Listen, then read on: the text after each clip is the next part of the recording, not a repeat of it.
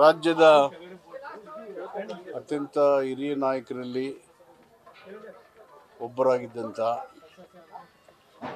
ಸುದೀರ್ಘ 50 ವರ್ಷಗಳ ಸಾರ್ವಜನಿಕ ಜೀವನದಲ್ಲಿ ತನ್ನ ಗಟ್ಟಿ ನಿಲುವಿನ ಮುಖಾಂತರ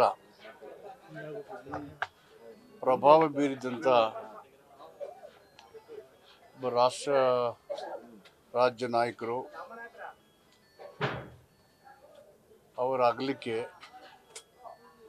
ಇಡೀ ರಾಜ್ಯದ ಸಾರ್ವಜನಿಕ ಕ್ಷೇತ್ರಕ್ಕೆ ಮತ್ತು ದಲಿತ ಸಮುದಾಯಕ್ಕೆ ತುಂಬಲಾರದ ನಷ್ಟವನ್ನು ಉಂಟು ಮಾಡಿದೆ.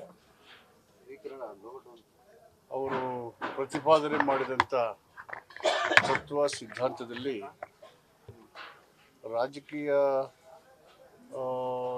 ಯಾವುದೇ ಅಧಿಕಾರ ಇದ್ರೂ ಎಂದೂ ರಾಜಿ ಆಗದೇನೆ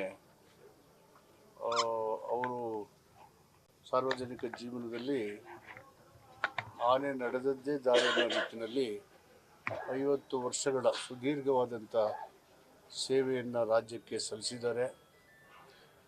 ದಲಿತರ ಪರವಾಗಿ ಗಟ್ಟಿ ಧ್ವನಿಯಾಗಿ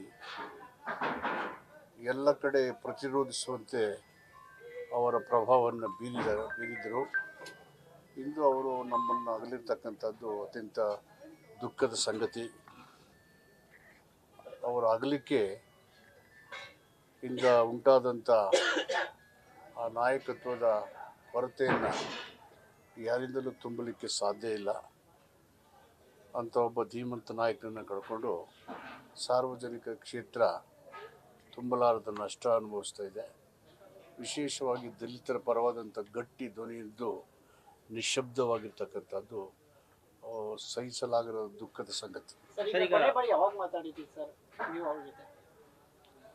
ನಾನು ಕಳೆದ ಒಂದು 10-12 ದಿನದ ಹಿಂದೆ ಅವ್ರ ಮನೆಯಲ್ಲಿ ನಾವೆಲ್ಲ ಭೇಟಿಯಾಗಿದ್ದು. ನಮ್ಮ ಭೇಟಿ ನೋಡಿದಾಗ ಅವರು ಅತೀವ ಸಂತೋಷದಿದ್ದರು. ಅವರಿಗೆ ತುಂಬ ಉತ್ಸಾಹದಿಂದ ಮಾತಾಡಿದ್ರು, ನಮ್ಮನ್ನೆಲ್ಲ ಪ್ರೀತಿಯಿಂದ ಕಂಡರು. ಮತ್ತು ಅವರ ಸಲಹೆ ಮಾರ್ಗದರ್ಶನ ಸದಾ ಸಾರ್ವಜನಿಕ ಜೀವನಕ್ಕೆ ಅಗತ್ಯ ಇತ್ತು ಅಂತ ನಾವು ಹೇಳ್ತಾ ಇದ್ವಿ. ನಮ್ಮ ಮುಖ್ಯಮಂತ್ರಿಗಳು ಅದ ನಂತರ 3-4 ದಿನ ಅವರು ಕೂಡ ಭೇಟಿಯಾಗಿದ್ದರು. ಅವರು ನಾವೆಲ್ಲ ಒಂದು ಕುಟುಂಬದ ಸದಸ್ಯರು ಅನ್ನೋ ರೀತಿಯಲ್ಲಿ ಯಾವುದೇ ಒಂದು ಮನಸ್ಸಿನ ಒಳಗೆ ಬೇಸರ, ನೋವು, ಸಿಟ್ಟು ಏನೇನು ಇಟ್ಕೊಳ್ದೇನೆ ಆ ರೀತಿ ಅವರ ವರ್ತನೆ ನಮಗೆ ಆಶ್ಚರ್ಯ ತಂದಿತ್ತು.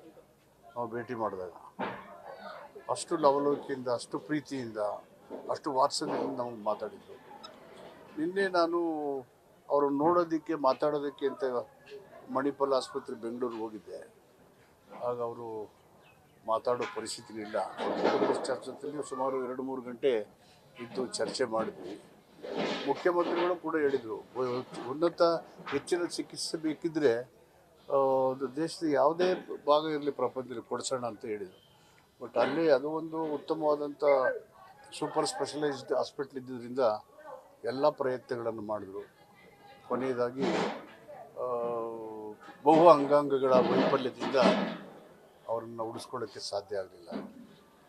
ಅವರು ಸಾರ್ವಜನಿಕ ಜೀವನದಲ್ಲಿ ಬರ್ತಕ್ಕಂಥ ಜನರಿಗೆ ಒಂದು ಮಾದರಿಯಾಗಿ ತನ್ನ ಸಿದ್ಧಾಂತವನ್ನು, ಸ್ವಾಭಿಮಾನವನ್ನು ಬಿಟ್ಟುಕೊಡದೆ ಒಂದು ಶ್ರೇಷ್ಠವಾದಂಥ ಸಾರ್ವಜನಿಕ ಜೀವನವನ್ನು ನಡೆಸಿದ್ದಾರೆ, ಒಂದು ಮಾದರಿಯಾಗಿದ್ದಾರೆ.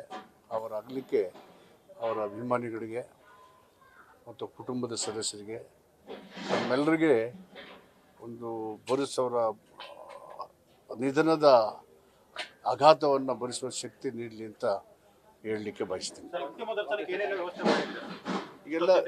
ಈಗೆಲ್ಲ ನಡೀತಾ ಇದೆ. ಇನ್ನೂ ಒಂದು 1/2-3 ಗಂಟೆಯಲ್ಲಿ ಇದು ರೆಡಿ ಆದಮೇಲೆ ಅವ್ರ ಮನೆಯಿಂದ ಬಾಡಿಲಿ ಶಿಫ್ಟ್ ಮಾಡ್ತೀವಿ. ನಾಳೆ ಬೆಳಗ್ಗೆ ಅವರ ಕುಟುಂಬದ ಸದಸ್ಯರು ತೀರ್ಮಾನ ಮಾಡದಂತೆ ಅವ್ರು ಏನು ಹೇಳ್ತಾರೆ 11:30-12 ಗಂಟೆ ಮೇಲೆ ಸೇವೆ.